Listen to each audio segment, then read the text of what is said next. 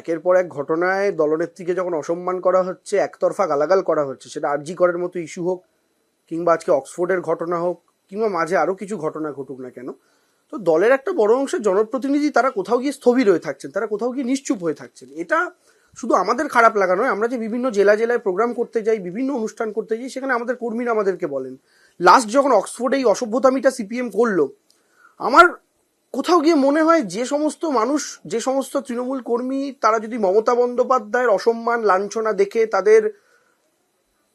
তারা যদি কষ্ট না পান, তারা যদি ব্যথিত না হন, তাদের গায়ে রক্ত যদি গরম না হয়, তাহলে আমি মনে করি না তারা তৃণমূল কংগ্রেস কর্মী প্রকৃত অর্থে। সে যত বড়ই নেতা হন না কেন, যত বড়ই জনপ্রতিনিধি হোক না কেন, তিনি সাংসদ হতে পারেন, বিধায়ক হতে পারেন, মন্ত্রী হতে পারেন, কাউন্সিলর হতে পারেন, পৌরসভার চেয়ারম্যান হতে পারেন, কিন্তু দিদির লাঞ্ছনায় যাদের বুক কাঁপে না, যাদের কষ্ট হয় না, যন্ত্রণা হয় না, আমার মনে হয় না তারা প্রকৃত অর্থে তৃণমূল কংগ্রেস কর্মী হতে পারেন।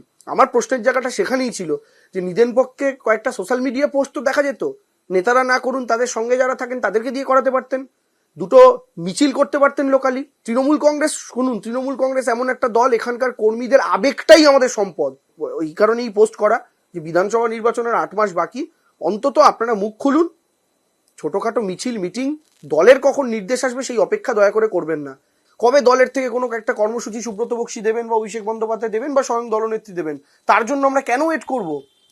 আমরা কি স্বতঃস্ফূর্তভাবে কিছু করতে পারি না?